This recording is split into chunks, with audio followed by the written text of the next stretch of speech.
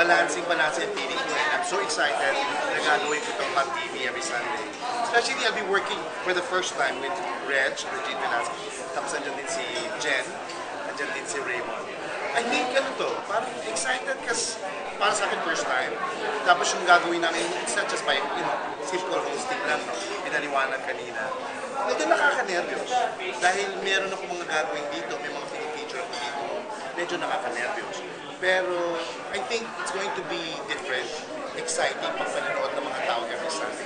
May iba. Hindi ko sinasabing walang chismis pero balancing yung show na hindi magko-concentrate sa mga chismis lang. Kaya nga ang title, Hot, because hindi ordinaryo chismis.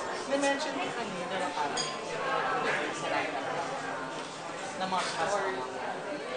Dito? Yeah, kasi sinabi kasi parang it's a magazine show.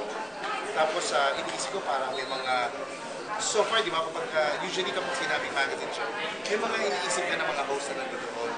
Nagulat ako na, wow, si Reg, no? And nakakatuwa siya, sabi niya, chismosa siya. And si Jenny Lee naman ay yung hosting niya. And very positive ang feedback sa kanya. Raymond naman has been hosting. So, may experience naman siya sa hosting. Aside from ng mga galing ng mga kasamahan ko, I guess na-excite ako kasi yung kinuwento yung pinlano yung gagawin namin dito. It's really, parang, I think first time sa akin yung gagawa ng mga ganito. Hindi mo ito sinasabi, yung mga ganito klase parang first time. Sana lang magawa ko. Kasi baka muna ako first na in-offer po sa inyo bilang host, wala nang inspiration kasi first time yung ganitong klase ng show. Kasi mga kasama mo. Although sanay ka sa host. Yes. Parang di ba? Ang feeling ko nga kasi meron na akong happy na ako sa leads meron akong comedy. Sarap. Kasi nasabi ko lang, yun ang masarap after show. Di ba? Gusto ko magpahinga. Sabi ko, pahinga muna ako, 2 months muna ako, wala pang 2 months, in-offer na comedy. Kasi nagbiro ako na parang after this, gusto ko tumawa, relax lang, binigyan ng comedy. Gusto ko magpahinga, pero sayang, maganda rin with Marlene, di ba?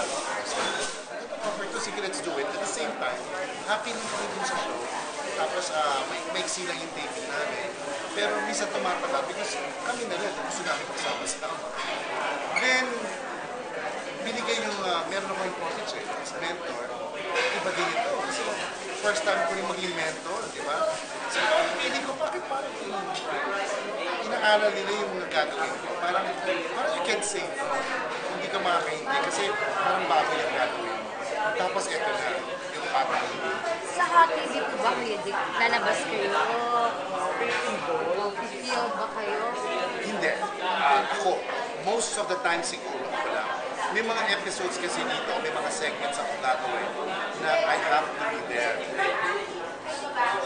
So, yung mga, if I have to travel, kailangan pupuntahan ko. Kung kakayanan ko, pupuntahan ko. Pero basta ang mga writers natin dito, syempre, ma-research, no? It's going to be, parang research work ito. Tama. So, mahirap, pero I think for the people na maging interesado sa episode na ginagawa namin, I think worth it naman ang gawin nila. So, mag-alalapit po kayo sa mga ordinary Hindi ordinary. Hindi nakakaibang kwento. Kakaiba, kwento, nakakayanin po lapitan at kwento. Actually, na-miss ko. Actually, sinabi ko pa nga, nagkukwento ko sa kanila na sana magkaroon ako ng talk show. Pero mas susunod, sabi ko, gusto ko ng game show. Baka magkaroon na ako ng game show ulit. Ang bait nilang yun. Lahat ng wini-wish nyo yata. Parang, ewan ko lang, I'm very blessed, di ba? Dahil yung mga shows, parang lahat ng in-offer tinanggap ko. Kasi nga, parang sayang pag hindi. At yung timing, tama na. Ayun, kaya, very actually, yun nga lang din. Actually, problema din yun eh. Kasi yung weekends ako. So, baka sakali yung game show eh. Nagpaparinig ako ulit. Hindi, nakakatuwa kasi dahil hindi ko akalain kasi na hindi ko in-expect na yun, yung gusto mong gawin, pinagagawa sa tapos maganda ang pagkakahatag. At yung pinipresent sa'yo, na prepared talaga maganda yung ideas namin. I'm so thankful and so grateful the way they presented mga shows nila.